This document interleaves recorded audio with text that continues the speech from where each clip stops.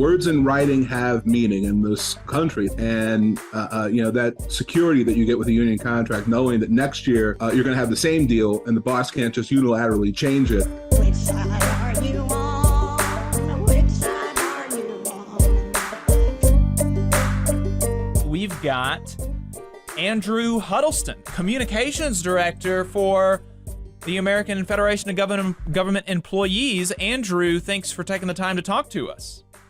Thanks so much for having me on the show, Jake. I'm a big fan of what you all are doing with this show. Long-time listener and first-time caller, as it was.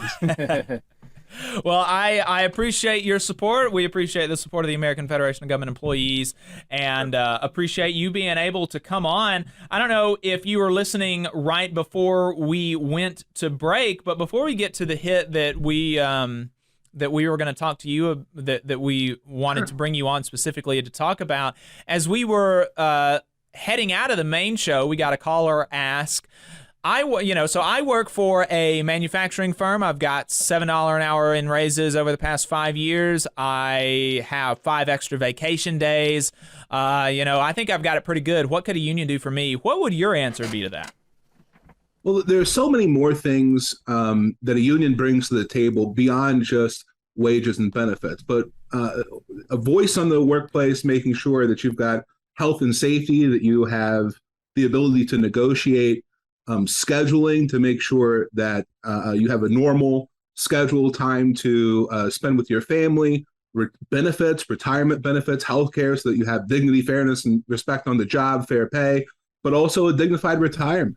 There's so much more that goes into a union than just pay and benefits. And also, I think that if you look at manufacturing overall, it sounds like potentially that is not as great of a deal as it may appear if you look at the data in aggregate for the United States. Right. And one of the things that I mentioned to him is that, okay, let's just say that you're totally satisfied. There's nothing else that you want from your job, which, I would find hard to believe. I think that there's always more, but even let's just grant that, that is not guaranteed without a union contract. It can be taken away anytime for any reason unilaterally by the boss without even so much as a consultation. Then it doesn't work that way if you're able to get in a union contract that's signed by both parties, and there's a certain amount of a binding nature to your employment agreement that comes with a union contract. And what is a union? It is the workers coming together to collectively bargain and have some amount of say over the way that you do your work. And that's, you can get all of the money, all the money in the world and still have no say in your workplace. And that's something that a union brings to the table that you're not going to get outside of that. I think that's exactly right. We always say a boss's promise is temporary, but a union contract is in writing. Words in writing have meaning in this country, thankfully. And, that security that you get with a union contract, knowing that next year you're going to have the same deal and the boss can't just unilaterally change it, right, is something that a lot of people seek. We see how bosses have abused their power all throughout this country, story after story, every single day about that. Exactly. I think that's good enough for me. So, Andrew, we had a last-minute addition to the program yesterday when I saw this absolutely outrageous clip from Matt Gaetz, and I wanted to bring somebody on from AFGE, and so that's why we reached out to you. You're the communications director for the American Federation of Government Employees. It's the largest federal employee union, representing 700,000 federal employees, including workers at the VA. And so to set this up, Matt Gaetz, crazy person, is talking to FreedomWorks, crazy people, about the VA, which is veterans' preference for care, which is something that I'm sure, we'll get to a moment, Andrew. Matt suggests we just abolish it. Ben, let's play this clip. Here is my question to the group. Is it savable? Why not abolish the VA, take all of the money that we are otherwise spending and go to an any willing provider system within our communities. And then if people get bad care, they can vote with their feet. And you don't have a two-tier system of healthcare in this country with our veterans and with everyone else. So why not, Andrew? Why not abolish the VA? You know, I was watching this clip and some of the stuff around it last night in preparation for this. And what struck me was that, you know, Matt Gaetz is really maybe the most extreme formulation of this idea. But everyone on that panel, a host of different members of Congress, were talking about privatizing the VA. And in some ways, we need to thank Matt Gaetz for being upfront about what it is that they're talking about. Because when they're talking about privatizing the VA, they're really talking about the same thing, just doing it more slowly, which is dismantling the entire Veterans Affairs system and parceling it out and sending veterans out into the private sector. But we know that that's not something, a policy choice that's informed by what veterans want, what the VA does, or what the data shows us about healthcare outcomes and cost. So if we look first at what veterans say about the VA, 80% of veterans say that they're satisfied with the care that they get at the VA.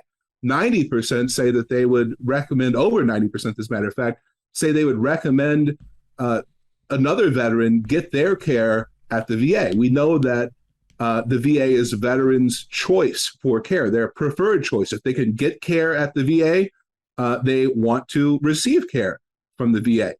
We also know study after study has shown over the course of many, many years that non-veterans who are treated in the private sector have worse outcomes when we're talking about cancer, renal disease, diabetes, mental health issues than veterans who receive care inside the VA. But until this year, really, we didn't have an apples to apples comparison study that showed how what outcomes veterans receive when they're treated in the private sector versus what outcomes veterans receive when they're treated at the VA. Now, thanks to a new study from Stanford that came out earlier this year, we finally do have that data.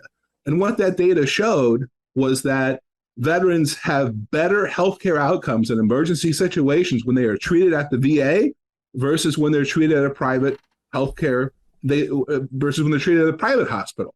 That means they live longer. There are fewer people dying from preventable disease when they're treated at the VA. So those two things alone make this, a pretty bad idea. But then we need to think about what other services the VA provides us as a society, right? These VA hospitals are not just hospitals that treat our veterans, although they certainly are that.